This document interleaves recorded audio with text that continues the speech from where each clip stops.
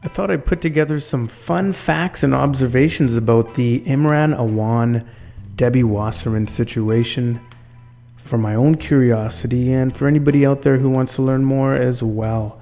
Of course, if you find any more information, because I'm sure there's going to be a lot more coming out soon, please do let me know in the comments. And if there's anything here that is utter bullshit, please do let me know as well. So on Tuesday, July 25th, Awan attempted to leave the country for Pakistan, but was arrested for bank fraud under allegations of claiming a rental property as his primary home.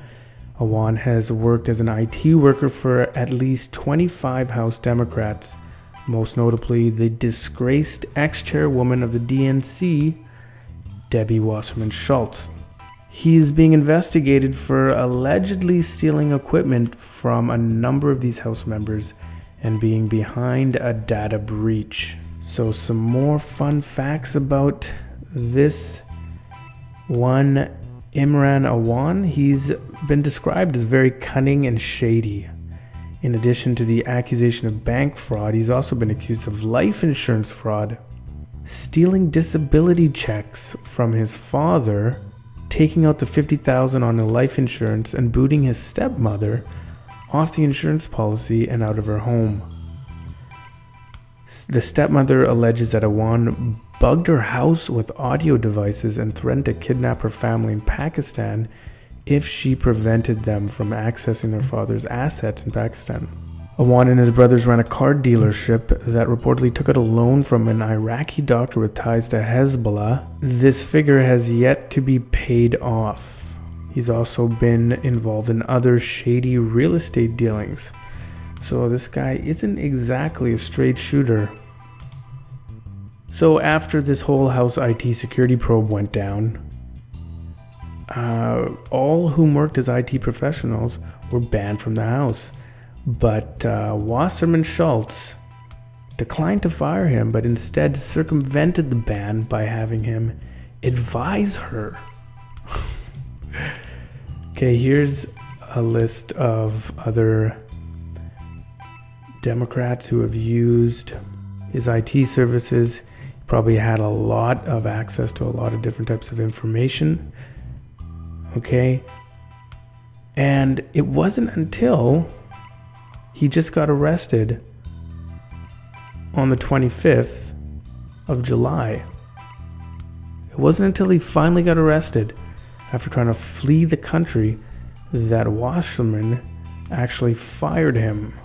So in addition to the DNC emails and Wasserman's password to her computer, he also had access to all the communication of the Foreign Affairs Committee. And as it's been noted here, they had access to the information on the multiple clients that they had. And that number is nearly a score, as I recall. They would have had access to all the information that came through all those computers in all those offices and access to all the communications of the Foreign Affairs Committee. I think this could be an enormous act of treason with a lot of people complicit. Interestingly enough, his lawyer that's on this case is actually a longtime Clinton associate, Mr. Christopher J. Gowan. Okay, so here's his page here.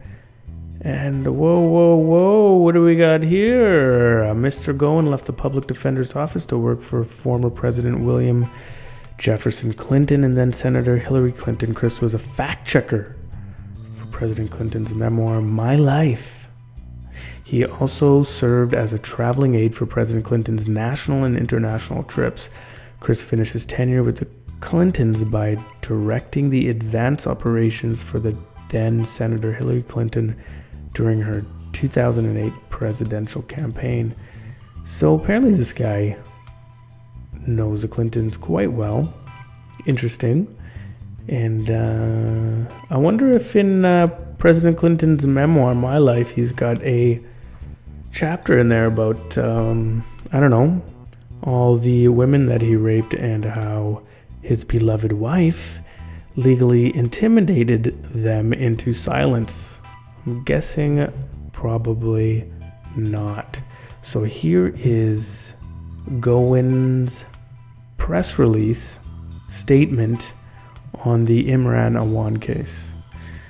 So right out the starting gates, the attacks on Mr. Awan and his family began as part of a frenzy of anti-Muslim bigotry in the literal heart of our democracy, the House of Representatives. Wow.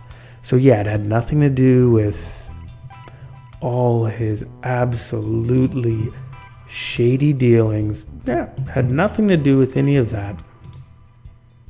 It was because everybody is racist.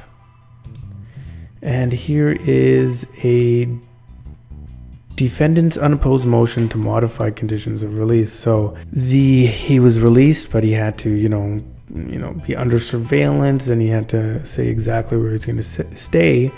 And interestingly enough, he chose to live at his sister's address.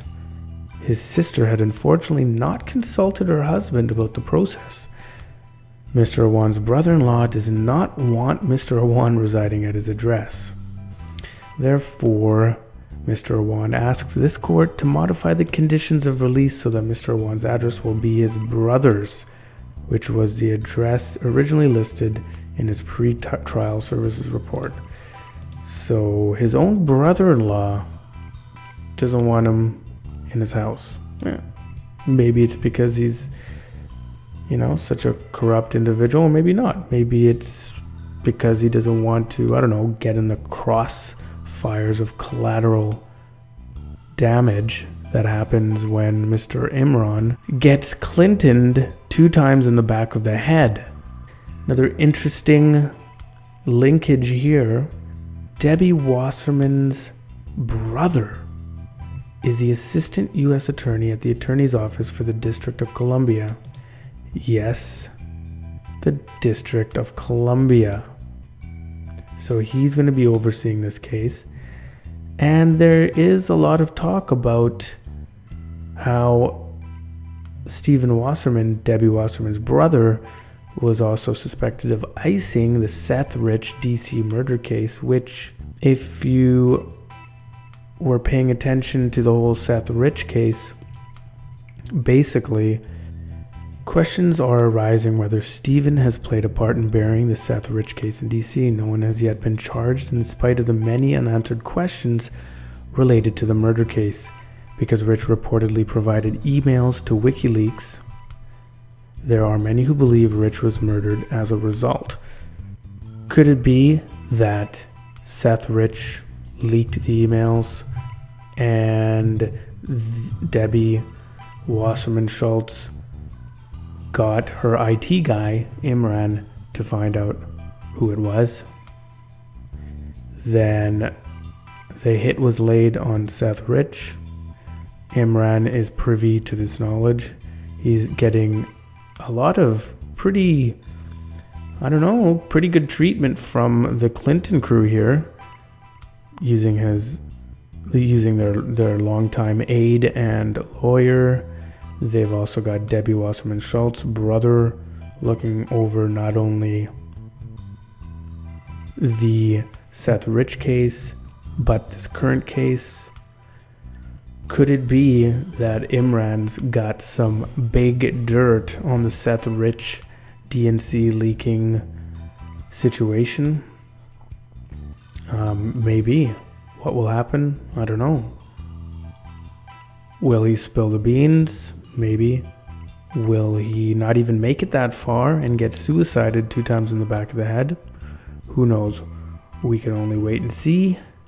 Hope this information was useful for you. If you found it helpful, please do drop a like and subscribe for more content. Talk to you soon.